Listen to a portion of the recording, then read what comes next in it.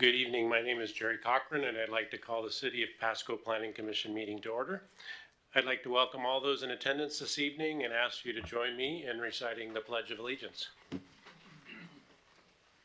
I pledge allegiance to the flag of the United States of America and to the republic for which it stands, one nation under God, indivisible, with liberty and justice for all.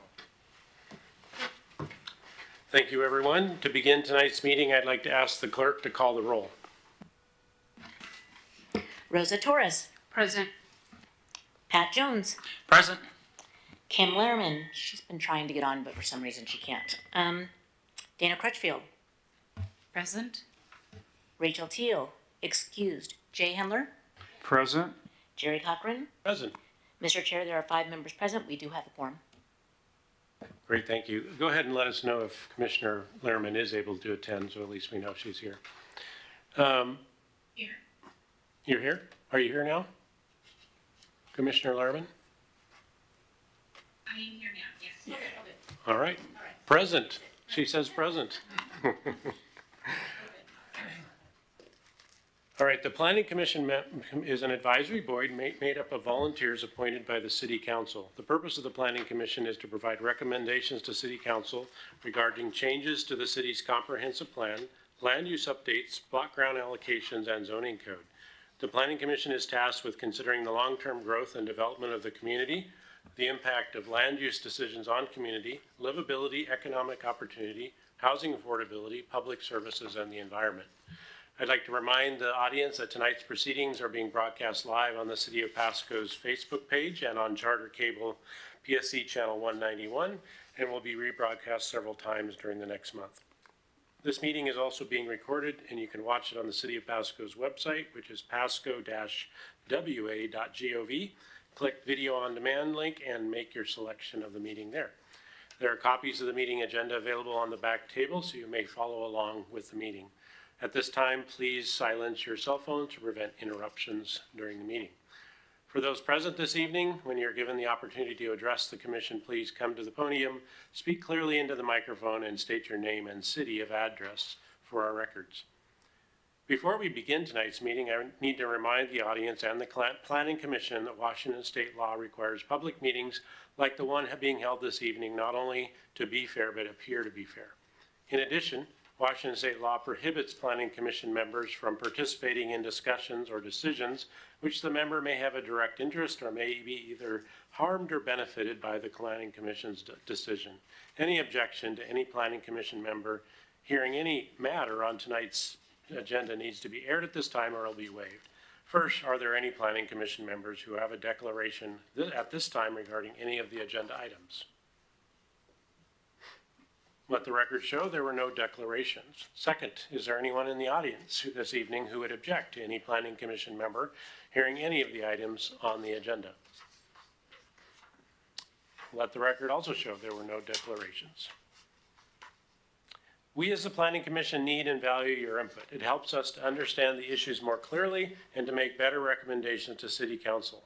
Furthermore, in many cases, your input here at the Planning Commission meeting is your only opportunity to get your facts and opinions placed onto the official record the City Council will use to make its decision. I encourage you to take full advantage of this opportunity. The first item on tonight's agenda is the approval of the meeting minutes from, this would be the February 20th, 2025 Planning Commission meeting. The minutes were mailed out ahead of time or provided to members ahead of time. I trust you had the opportunity to take a look. If there are any questions or corrections, or if not, I will entertain a motion to approve the meeting minutes. I just have one question or suggestion for a correction. On page number 3, paragraph number 4, the second line where it says fellow questioner's mind, I'd request that that be changed to fellow commissioner's mind. Thank you. Thank you very much. With that correction amendment, I would entertain a motion for approval of the meeting minutes or any other discussion or correction. Move approval. It's been moved. I second. All right. All in favor? Aye. Aye. Aye. Any opposed? Great, thank you. The meeting minutes are approved as presented, or as with amended. The first item and only item, we don't have any old business, but we have a public hearing item. So we will hear from staff and then we'll of course open it up for public hearing. Other than Commissioner Lehrman, do we have anyone on the phone for a public hearing? Okay. So we will open up the public hearing, but we'll start with the 24 Consolidated Annual Performance Evaluation Report, which is BGAP 2025-001, and I'll turn it over to Ms. Webb.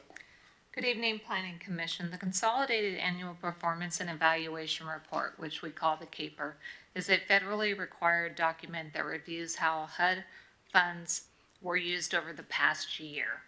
It measures progress towards community development goals and helps ensure transparency in the allocation of federal dollars. The CAPER provides HUD and the local community with a detailed assessment of projects funded through programs like CDBG and HOME. It helps track accomplishments, challenges, and areas for improvement in housing, economic development, and public services. This year's CAPER report wraps up the 2020-2024 Consolidated Plan, which established long-term priorities for local housing and development incentives. The findings in this CAPER will influence the next strategic plan and future funding decisions. Each year, HUD requires the CAPER to be submitted within 90 days after the program year ends. Next slide. This is an overview of the CDBG funding. The Community Development Block Grant Program provides flexible funding to support housing, economic development, infrastructure, and community services in low and moderate income areas. This breakdown shows how the 2024 CDBG funds were allocated across different activities. The major funding areas were in housing, where we had 32%, and this received the largest share of funds, reinforcing the city's commitment to affordable housing, rehabilitation, and home ownership programs. The repayment of Section 108 loans, that was another significant expense, covering obligations from previous large-scale community development projects, which was the Peanuts Park renovation. Economic development got 19%, supported initiatives aimed at job creation and business support, helping stimulate local economic growth. Investment in infrastructure and services, public facilities and improvements was at 11%. These funds were actually prior year funds from COVID, which aimed at upgrades to City Hall to ensure health and safety features. Public services was only at 3%, and this covered essential programs that benefited vulnerable populations, including senior services, youth programs, and homelessness prevention. Administration and planning costs was at 11%. This covered the cost of program oversight, reporting, and compliance to ensure funds are used effectively. The total grant expenditures for CDBG spending for 2024 to include COVID funds amounted to $1.1 million, with each category contributing to the city's broader community development goals. Next slide. This bar chart provides a clear comparison of how CDBG funds were distributed across project categories in 2024.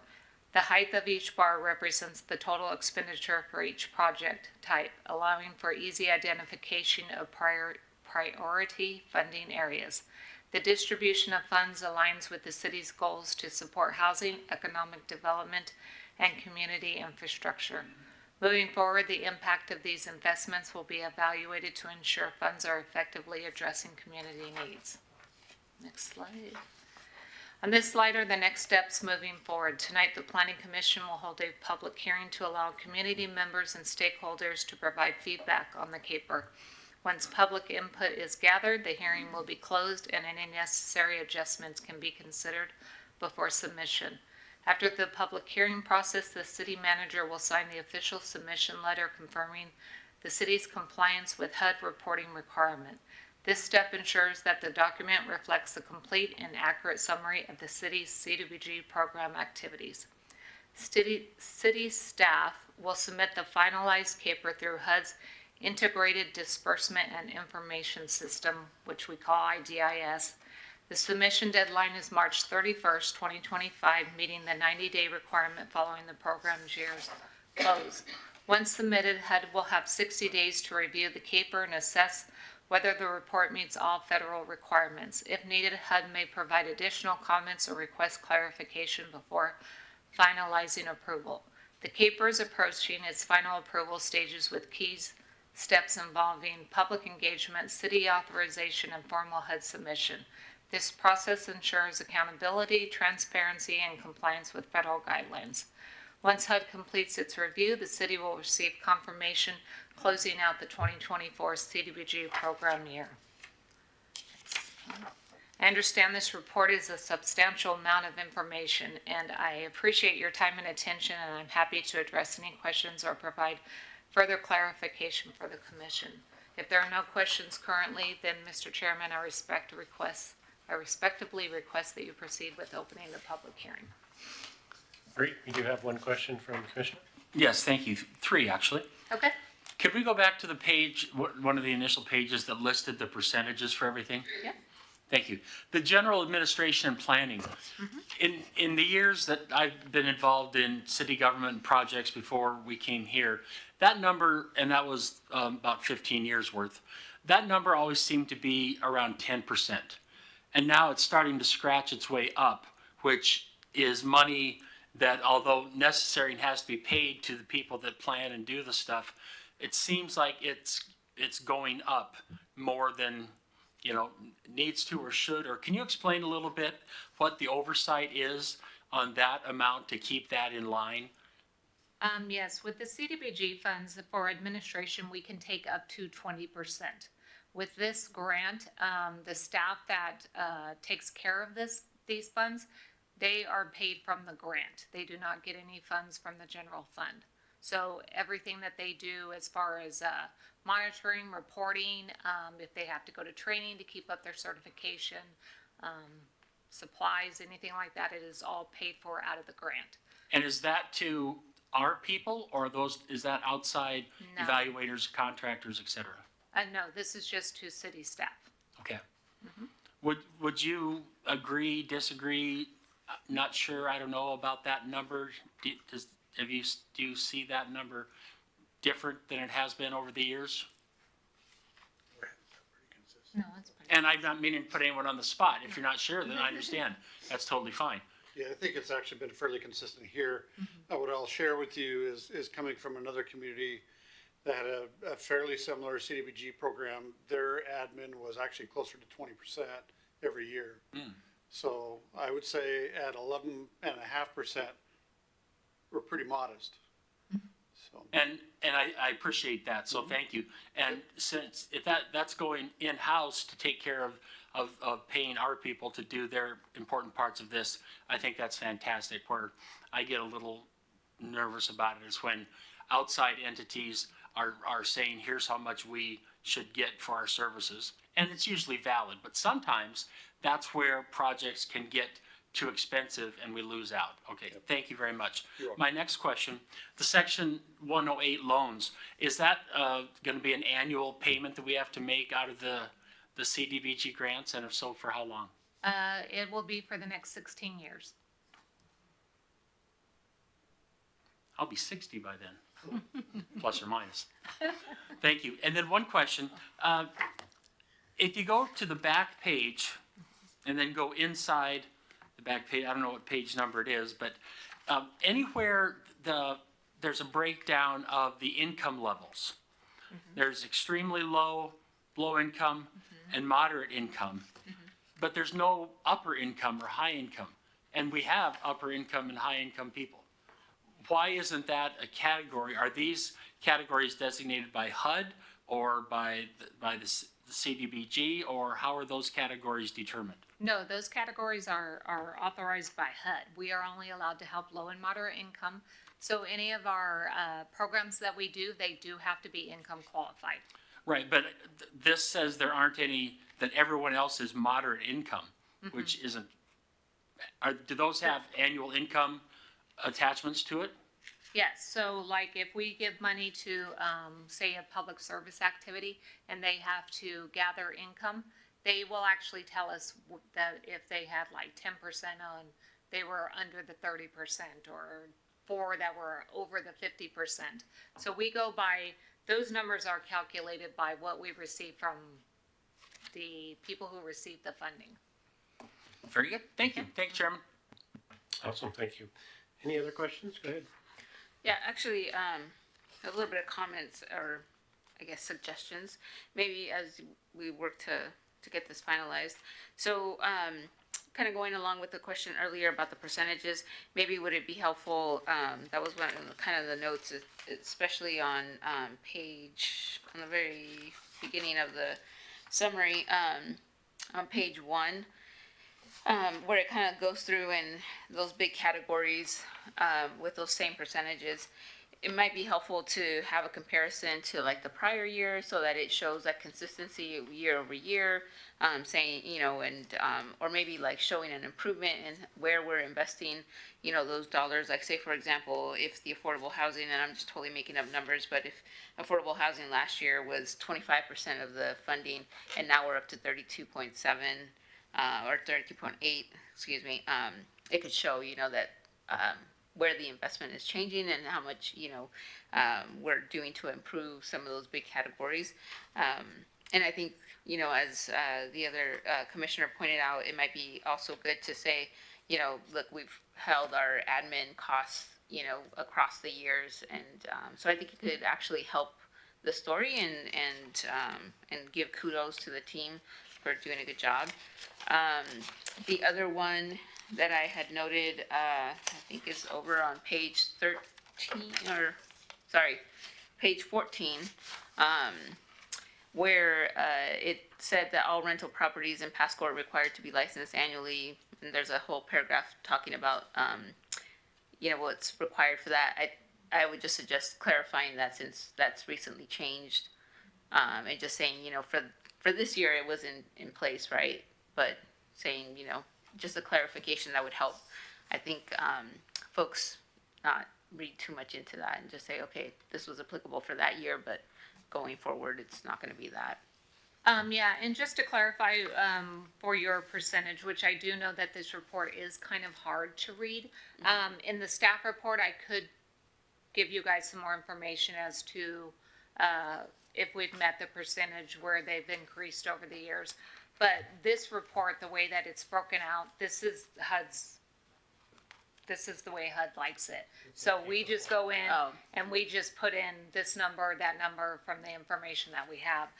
But it does show, on page, let me get to there, on page 2, where it's got like the comparison for the verses, it does show the percentage that we completed for the whole 5 years. Yeah. On the first one, on the first graph, and then on the second graph, that's just for 2024.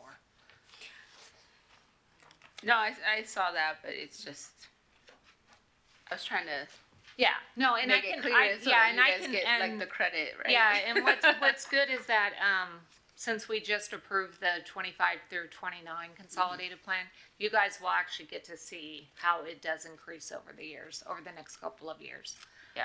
And then on the page with the rental program, yeah. So this plant or this caper is closing out 2024. But yeah, when we do 2025, we will put in there that program is no longer with the city of Pasco.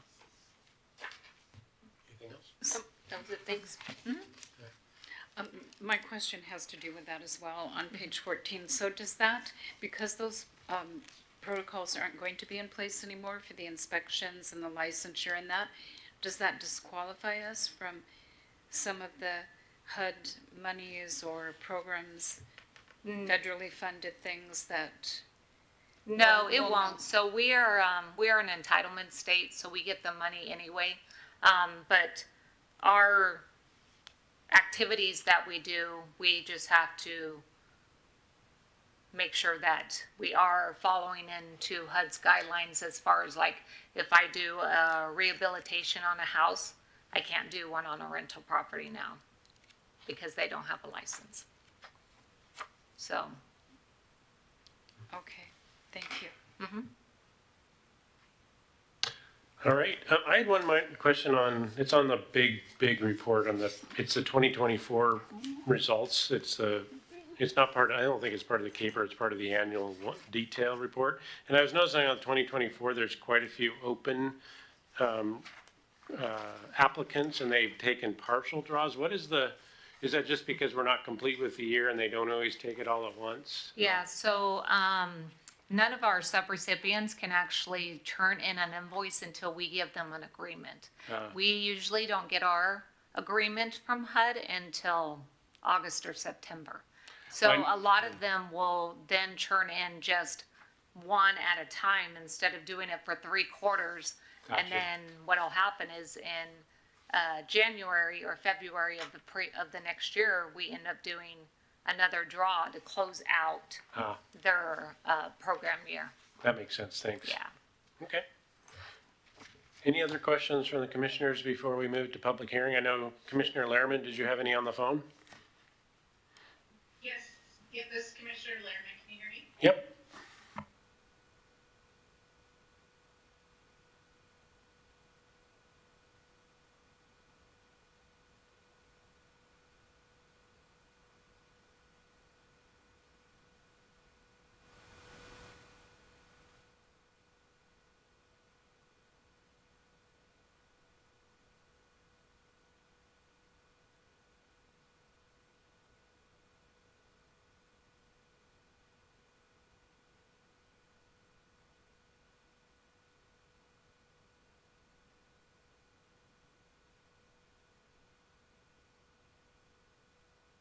Yes, I could do that in the staff report. Wonderful, thank you very much for being open to that, extra work, appreciate it. And then back to Commissioner, Jones, yeah, for the last couple of years, that's a question that I've asked about administrative fees, and, their office has done a fantastic job of keeping that, number.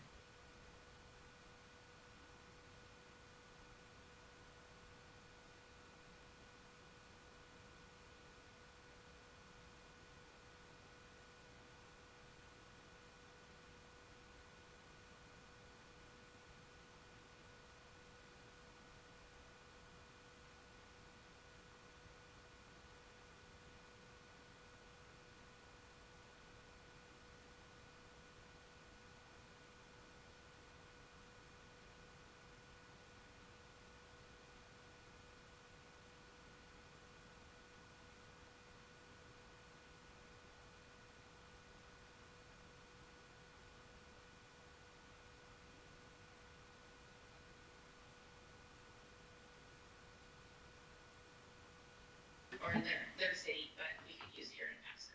So when we receive the letter back from HUD on the CAPER to close out the year, it actually will break it down whether or not we are meeting the intent of the funds or if we need to strive into another activity. And we have a really good HUD rep here that represents the Tri-Cities, and she's always there for us if we're needing to branch out or get in touch with other cities to see how they're doing something. Wonderful. And part of your annual training, is there opportunities to learn from other Washington cities on what they do, that is kind of like a lighthouse of success? Yes, and we also learn from other states as well. Okay, wonderful. Well, thank you very much, I appreciate it. Thank you, Commissioner Lehrman. Yeah, I mean, I also want to commend staff for I know that the general administration planning, I think a lot of cities take the attitude that, well, if I can take up to 20, I'm taking all the 20, and you guys don't do that, and that's very prudent and frugal use of these funds, so I appreciate that too, and congratulations on that. With that, if there's no more questions or comment from the commissioners, we will open the public hearing. If there I don't think we have anybody in the audience, but I will open it and I'll make our 3 calls for public comments. So going once, if there anyone for public comments on this item. Second call, going twice. And finally, a third call. We will close the public hearing. And with that, with the public hearing closed, there is on page 2 of your package, there is a motion that staff has provided to suggest. If there are no further comments or questions for staff, I would entertain the motion on page 2, or whatever motion you should see fit to put forward. Anybody find that or need that? It's right at the beginning of the package. Next one. Page 2 of this item. Yeah. There you go, back to that.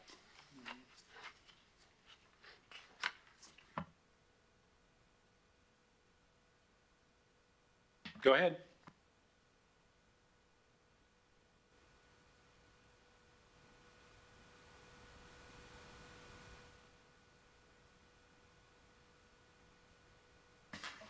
All right, Commissioner Lehrman has moved and Commissioner Jones has seconded. All those in favor?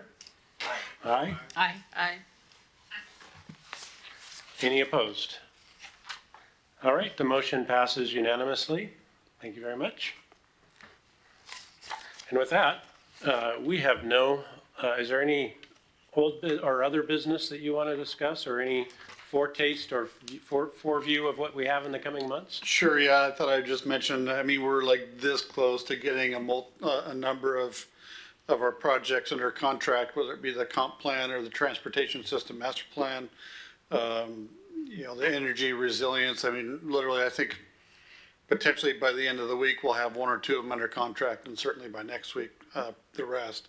So I think next month we'll be kind of, you know, giving a little bit of an update on those efforts, and bring that to you just to give you an update, and hopefully, you know, with some maybe kind of thought to what the schedule might be and how the planning group will be able to get involved in those as well. So that's exciting.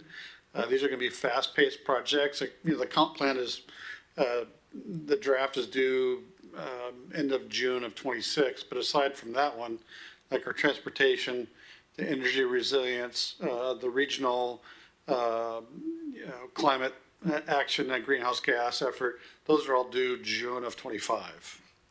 So those are all very, very fast-paced projects. So we're working very quickly on those once we get them under contract. But a lot going on. Great, thanks. And also, I just might add, we do have a new director of CED coming to the city at the end of April, and certainly we'll be bringing her to introduce you to her. So Excellent, that'll be we're excited. super important for you folks to have any additional staff can help at this point, right? Absolutely. It's exciting. All right, any other business? With that, hearing no other business, I will entertain a motion to adjourn. So moved. Second? Good second. All right, been moved and seconded, and the meeting is adjourned at 6:58 PM. Thank you all.